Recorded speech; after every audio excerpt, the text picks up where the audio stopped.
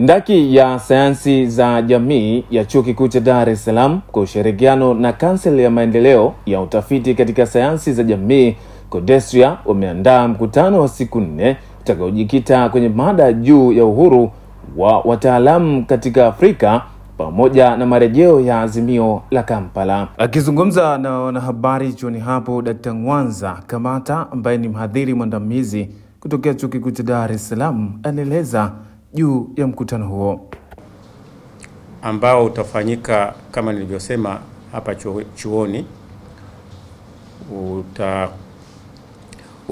Utakuwa unaandaliwa na Ndaki ya sayansi za jamii ya Chuo Kikuu cha Dar es Salaam kwa ushirikiano na Kanseli ya maendeleo ya utafiti katika sayansi za jamii, kwa kifupi CODESTRIA, na mada kuu ya mkutano huo ni uhuru wa wanataaluma katika Afrika, marejeo ya azimio la Kampala.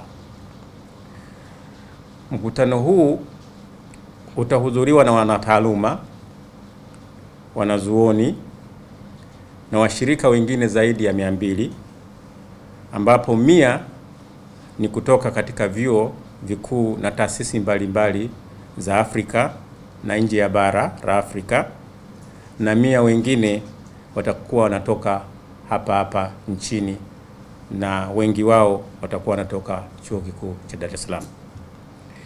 Mkutano huu utafunguliwa rasmi siku ya Jumanne tarehe 29 mwezi huu saa 3 asubuhi katika ukumbi wa Nkrumah ulioko Chuo Kikuu cha Dar es Salaam, na mgeni rasmi atakayefungua mkutano huu ni Mheshimiwa Dr. Tulia Ackson, mbunge, spika wa Bunge la Jamhuri ya Muungano wa Tanzania na rais wa Umoja wa Mabunge Duniani, yani Interparliamentary Union IPU. Aidha, Kamata amesema shughuli za ufunguzi tambatana na shughuli za maadhimisho ya miaka 50 ya kitabu maarufu cha Class Struggle in Tanzania, yani mapambano ya kitabaka katika Tanzania, ambacho kwa mara ya kwanza kilichapishwa mwaka 1975.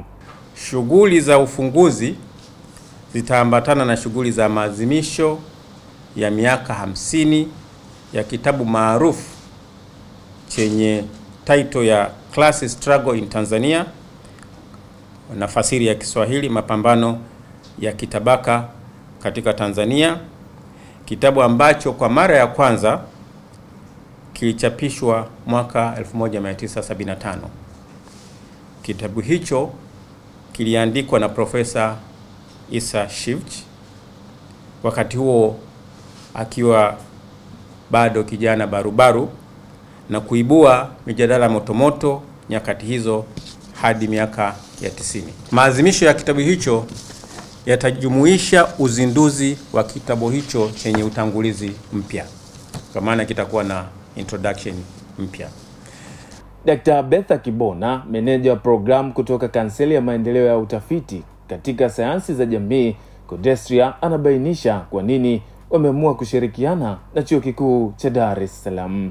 Kubwa ya kwa nini CODESTRIA iko hapa, au kwa nini CODESTRIA imeamua kushirikiana na Chuo Kikuu cha Dar es Salaam kwa ajili ya kongamano hili, ni kwamba tangu kwenye maazimio ambayo Kamata ameyasema ya mwaka 1990, maazimio haya yamekuwa yakifanyika in collaboration na CODESTRIA, kwa sababu CODESTRIA ni organization ambayo imeanza kufanya kazi mwaka 1973, na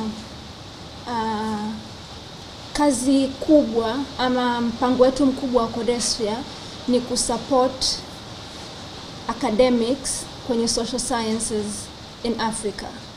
Na wote tunajua kwamba unavyo support academics, moja achana na kuwapa tu hela kwa ajili ya kufanya research, moja ya kitu kikubwa ambacho ni cha muhimu ni uhuru wao wa kufanya kazi zao, uhuru wao wa kufundisha, uhuru wao wa kufanya research, na uhuru wao wa publish kama ni articles ama vitabu wanavyofanya.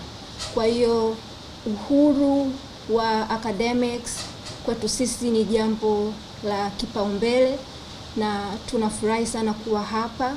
Kongamano hili pia linalenga kuchambua na kutathmini umuhimu, umadhubuti na uhalisia wa azimio la Kampala katika muktadha uliopo, ambapo kumekuwa na mabadiliko kadha wa kadha tangu kupitishwa kwake.